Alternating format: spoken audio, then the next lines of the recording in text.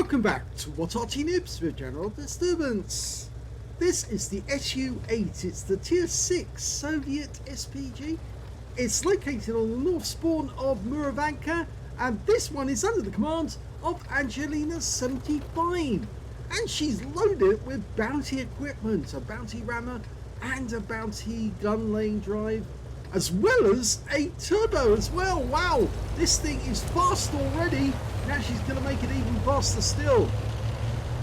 On the 152mm howitzer, it's capable of doing 550 alpha and penetrating 38mm of armour. As I said, it's one of the faster Artys, mainly because it's built on the hull of a T-28. It never actually got put into production, but it would have gotten into production if they kept making the T-28. They stopped production after a while because it wasn't a great tank, and they started making the T-34 instead after a while. Angelina's decided to go over to the far west side of the map, and now she's aiming for a target. Let's see what she's looking for. Now, one of the best things about this Arty at the moment is that since the M44 was neutered by Wargaming giving it an extra long reload time, this Arty has now got one of the fastest reloads for the Tier 6 Arty and can do the most damage. Now, the DPM is 1678. Well, that may not sound a lot, but when you're pumping out shells as many as these ones, you're pumping them out by the book as 19.65 seconds on the reload, but you can see Angelina's got a reload of 16.1. So once every 15 seconds or thereabouts, 16 seconds, she's getting another shell going down range to the enemy. It all adds up in the end, makes a big difference on the amount of damage you can do. Rounds out. Oh, she's got her first kill! It's an SMV-CC56, so she's on the scoreboard, and she's got the first kill for her team. So she'll be happy about that. So it is particularly deadly. It's got a fairly good aim. The only problem is you haven't got a whole lot of field of fire to work with. It's only 17 degrees. That's 5 degrees to the left and 12 degrees to the right.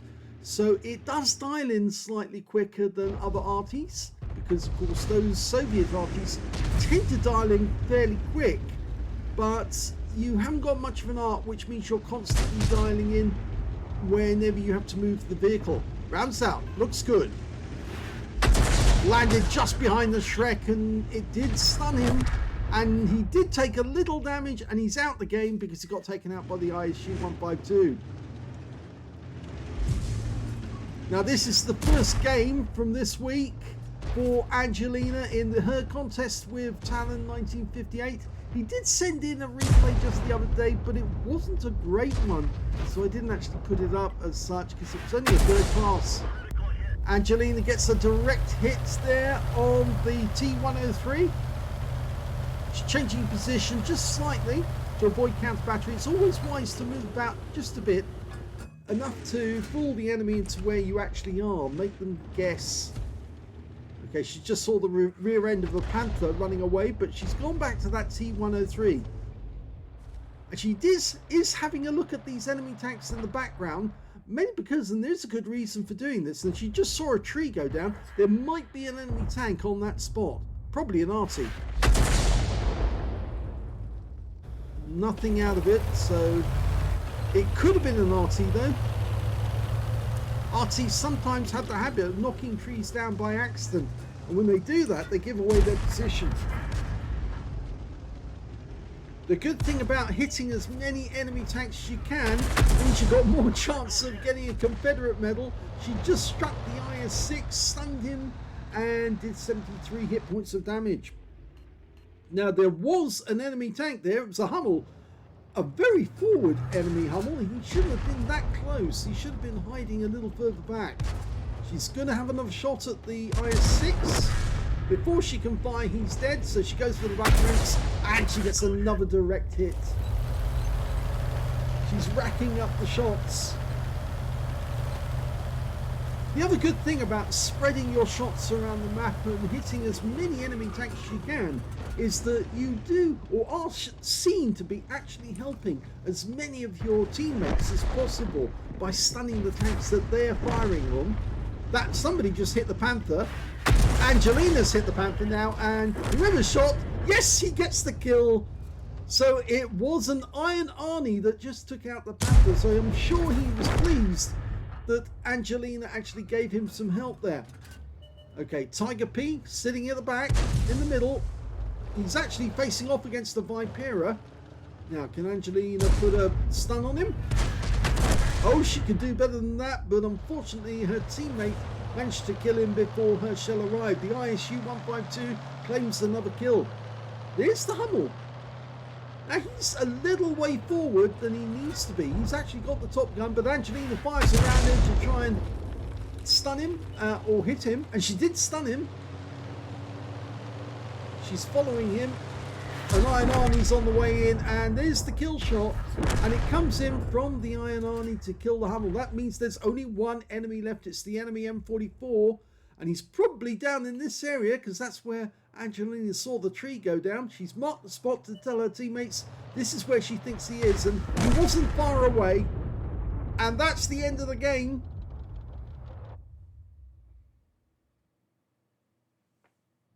Here's the end of battle stats, and that was a first class tanker for Angelina75 in the SU-8, a brand new tank. She's actually just brought it recently, and so she's actually having quite a bit of fun with it.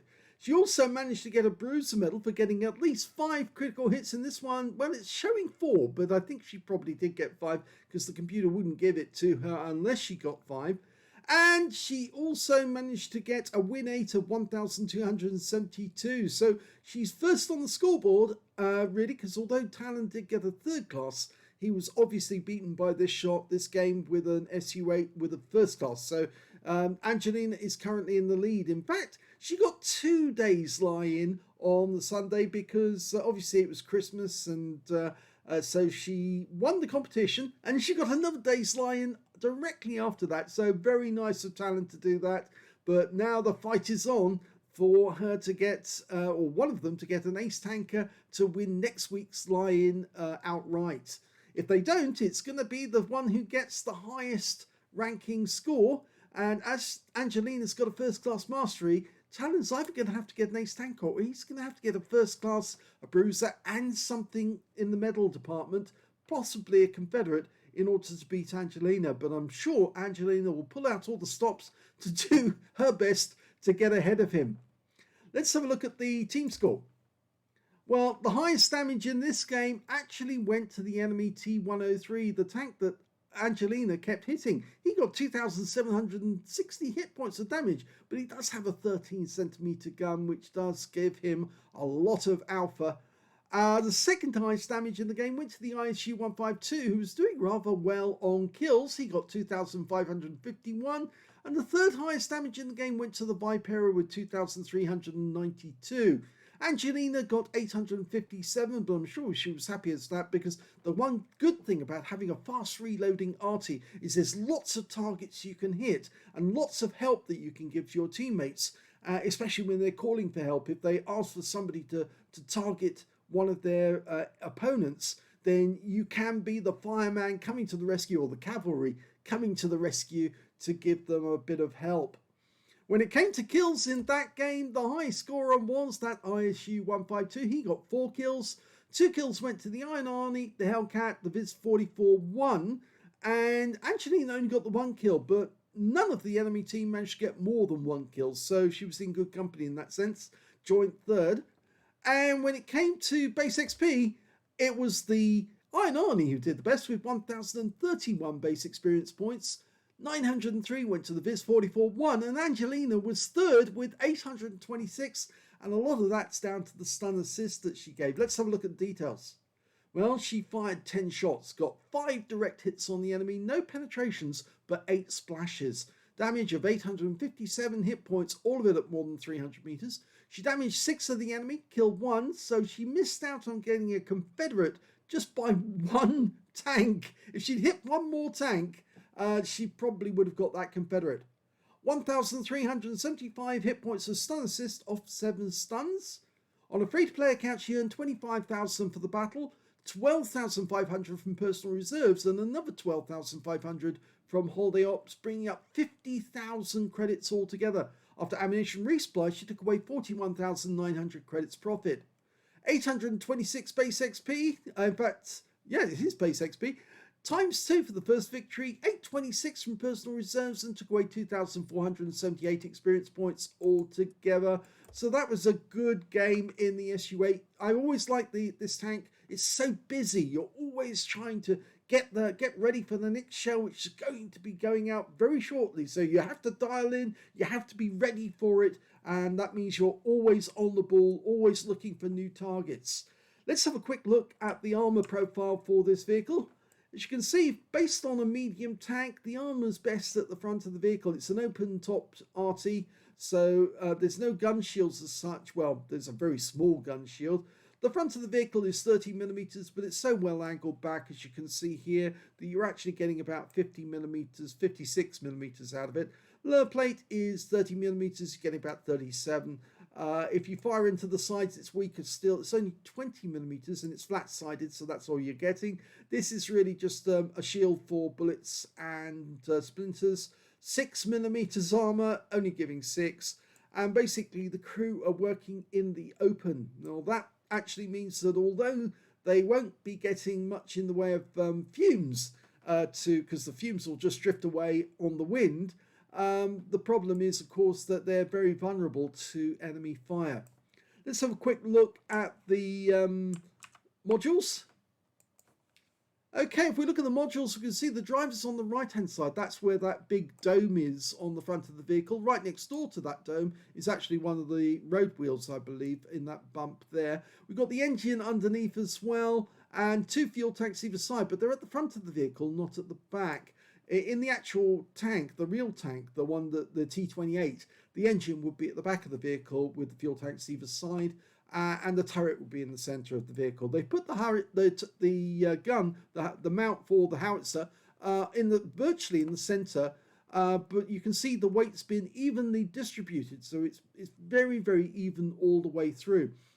We can see that the radio is on the right-hand side there. There's the gunner, the tank commander directly behind him, and behind him are the 2 loaders, and they're sitting either side. The ammo racks are in the rear of the hull. So if you want to make this thing go bang, you have to hit the rear of the vehicle. If you hit the front, you'll probably set it on fire. If you can land an artillery shell on it, yes, you will more than likely take out most of the crew, but you probably won't take out the driver. But if you land a shell around here, you'll probably kill most of the crew, and that means that the driver will probably be the only member left alive to administer first aid to get them back into order. So congratulations to Angelina75. She's on the scoreboard and she's in the lead, and it's now up to Talon1958 to come up with a winning game. I hope you enjoyed that replay. If you did, please give this video a like, do subscribe to our channel, leave a little comment down below because it feeds the algorithm, and thank you for watching.